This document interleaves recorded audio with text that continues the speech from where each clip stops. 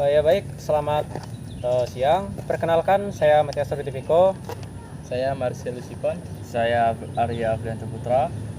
Saya Ferry. Saya Selina Niken. Jadi sebelum kami memulai drama kami pada siang hari ini, kami akan menyanyikan sebuah lagu.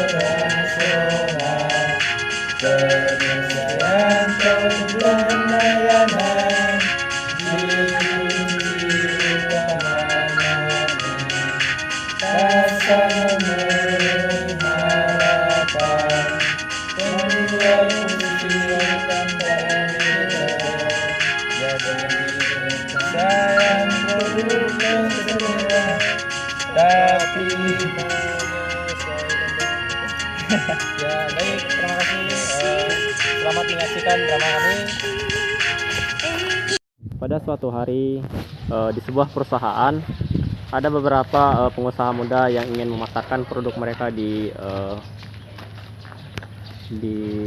internasional, tetapi mereka masih ragu dengan bagaimanakah cara untuk memasarkan produk mereka di kancah internasional. Saya ini kan ada usaha itu, Toyota. Jadi menurut Bapak bagaimana cara saya untuk mengembangkan usaha saya ini? Jadi Bapak ingin mengembangkan usaha ke internasional kayak itu, Pak?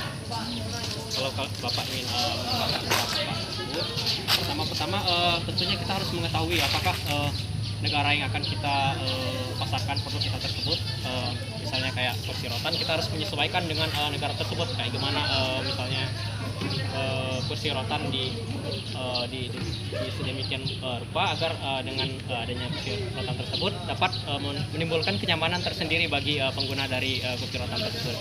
Kita juga kayak dengan akan sumber daya alamnya, ya kayak rotan yang Bapak bilang tadi, yang nantinya bisa kita olah. Sebenarnya itulah keunggulan kita dari negara Indonesia, kayak akan sumber daya alam. Saya juga ada kawan berpengalaman di bidang tersebut. Ya. 3. Ya baik, sore Pak. Ya, ini ada kedua teman saya yang pakar di bidang tersebut. Mungkin Bapak bisa langsung tanyakan kepada mereka. Perkenalkan dulu. Saya Arya. Saya Arya. 3. Baik, kepada Mbak Niken, saya ingin bertanya nih, apa saja sih yang harus saya lakukan untuk memasarkan produk saya ini?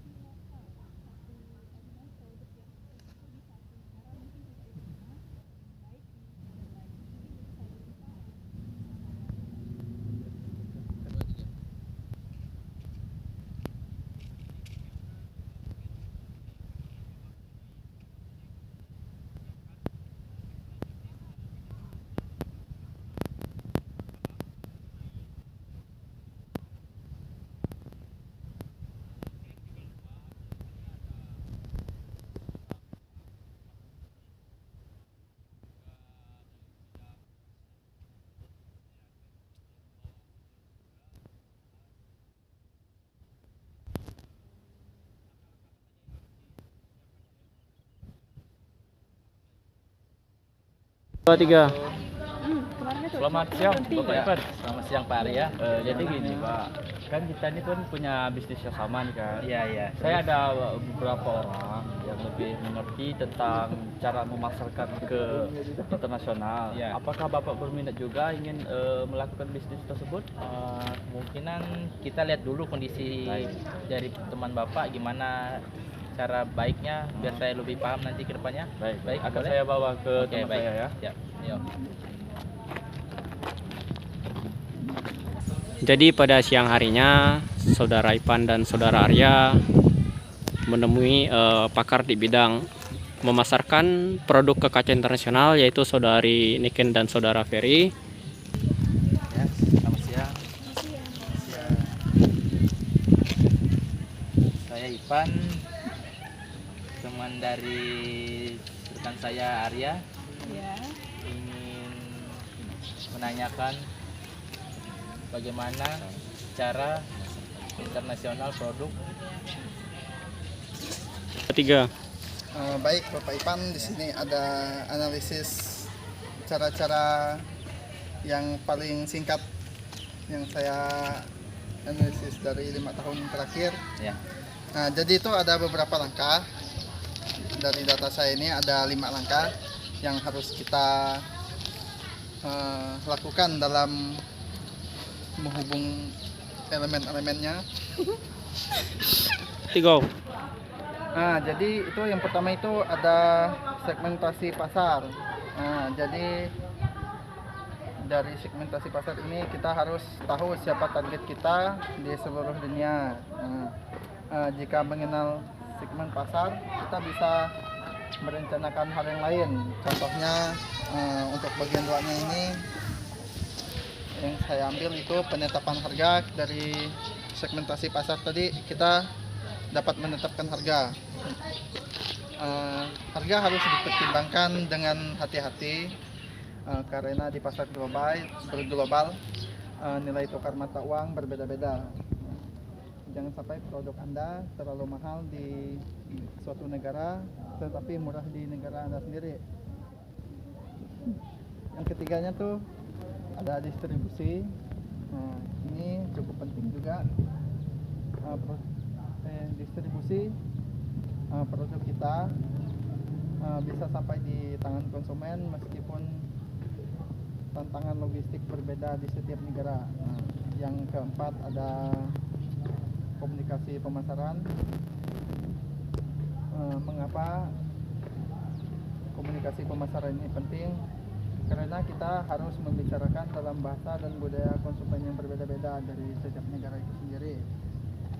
Nah, yang terakhir itu ada ini ya, adaptasi produk. Jadi Bapak harus bisa bersaing dan beradaptasi dengan produk Bapak di negara-negara tertentu. Kita harus pastikan produk kita cocok dan dengan preferensi lokal. Suatu produk yang sukses itu di suatu negara mungkin tidak diterima dengan baik di negara yang lain. Jadi segitu cara-cara atau langkah-langkah yang perlu kita ambil dalam untuk memasarkan produk kita di pasar global atau pasar internasional. Ya, Sudah 3. Oke, terima kasih Bapak Ferry. ya sama-sama. Udah. Nanti biar saya omongkan sama Bapak Ade lagi gimana untuk kedepannya nanti. Ya baik Pak, terima kasih. 3.